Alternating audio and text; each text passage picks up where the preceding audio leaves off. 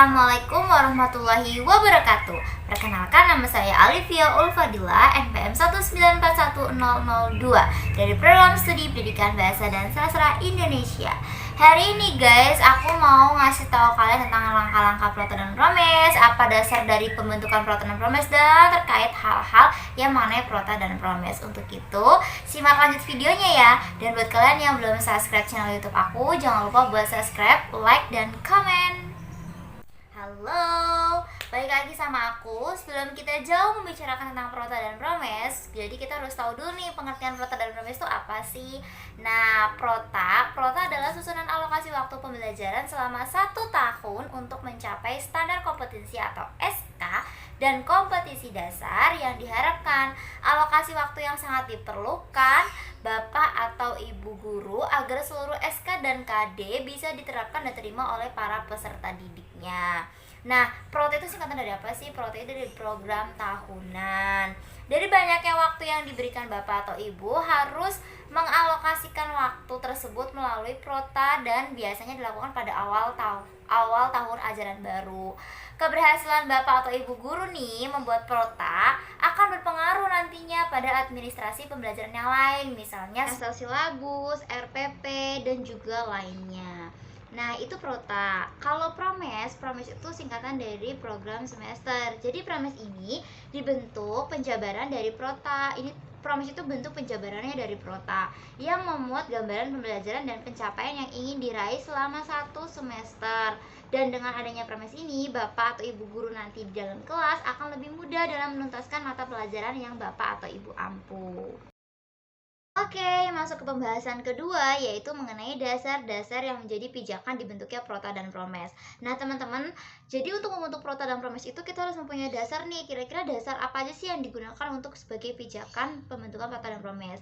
Yang pertama yaitu tujuan pendidikan dan pembelajaran. Jadi Proto dan Promes itu harus sesuai dan selaras dengan tujuan pendidikan dan juga tujuan pembelajaran yang ingin dicapai.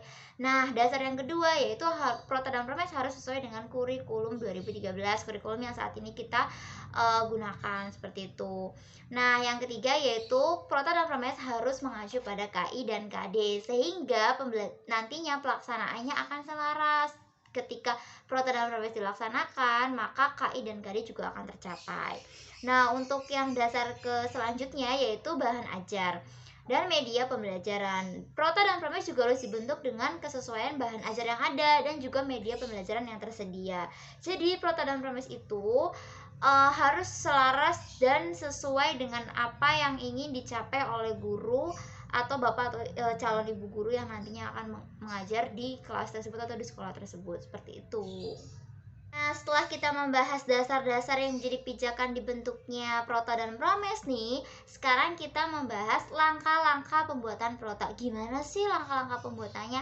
Nih, yang pertama, pembuatan Proto itu harus menganalisis kalender pendidikan dan menyesuaikan kebutuhan berdasarkan ciri atau karakter unit satuan pendidikan Bapak atau Ibu.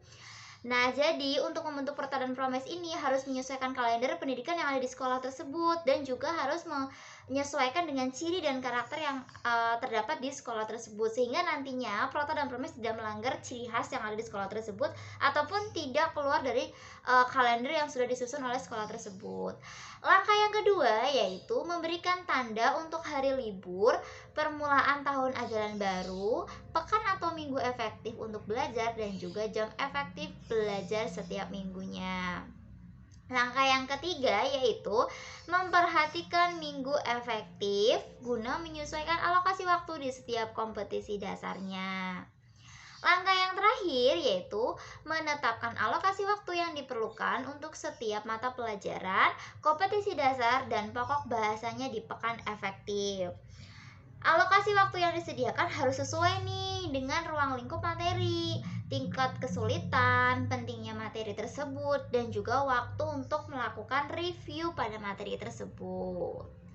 Nah, langsung aja setelah tadi kita pembahasan mengenai langkah-langkah pembuatan Prota, sekarang adalah langkah-langkah untuk membuat Promes. Apa sih langkah-langkahnya? Langkah-langkah yang pertama yaitu memasukkan kompetisi dasar, topik, dan subtopik materi atau bahasan ke dalam format Promes yang sudah tersedia. Nah, yang kedua, menentukan banyaknya jam yang tersedia di kolom minggu dan banyaknya tatap muka setiap minggu per mata pelajaran. Langkah yang terakhir yaitu menambahkan catatan di setiap bagian yang membutuhkan keterangan. Nah, itu tadi adalah langkah-langkah cara membuat prota dan promes. Umumnya, prota dan promes itu biasanya sudah ada formatnya, jadi teman-teman tinggal ngisi format tersebut. Masuk ke pembahasan yang terakhir yaitu mengenai kendala dalam pelaksanaan prota dan promes.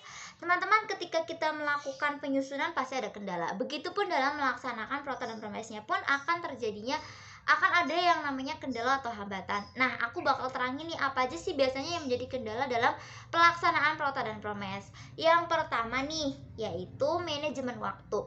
Manajemen waktu itu biasanya hal yang paling disepelekan, padahal ini dapat menimbulkan dampak yang fatal untuk pelaksanaan prota dan promes itu sendiri. Contoh, manajemen waktu yang kurang baik seringkali menjadi kendala dalam pelaksanaan prota dan promes yang sudah disusun sebelumnya, seperti itu. Lalu, untuk kendala yang kedua yaitu terkait kedisiplinan guru tersebut. Jadi, ketidakdisiplinan dalam pelaksanaan prota dan promes dapat menjadi hambatan yang besar untuk keberhasilan pelaksanaan prota dan promes.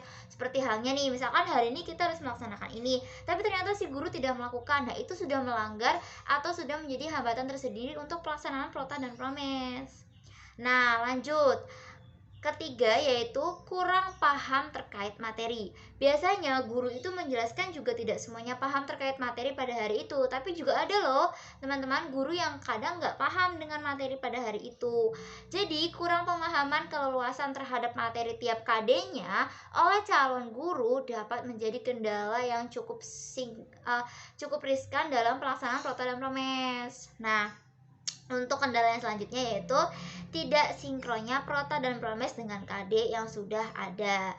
Prota dan promes yang tidak sinkron dengan KD ini dapat membuat hambatan pada pelaksanaan prota dan promes. Jadi kalau prota dan promes tidak sinkron dengan KD, maka nanti calon guru pun akan susah dalam mengajar atau memberikan materi kepada peserta didiknya, seperti itu. Nah, kendala yang terakhir yaitu prota dan promes tidak sesuai dengan kurikulum. Nah, ini yang paling parah. Pembentukan prota dan promes harus sesuai dengan kurikulum, karena kurikulum kan panduan ya, pedoman kita dalam melaksanakan pembelajaran kepada peserta didik. Kalau prota dan promesnya tidak sesuai dengan kurikulum, maka wah itu udah sangat fatal banget ya. Kita tidak akan bisa melaksanakan kegiatan pembelajaran dengan cukup baik dan juga bahkan mungkin tidak akan berhasil pembelajaran tersebut. Nah, mungkin itu aja dari aku kali ini. Kurang dan lebihnya mohon maaf. Kalau ada salah mohon dikoreksi. Terima kasih. Jangan lupa buat like, komen, dan subscribe. Dadah.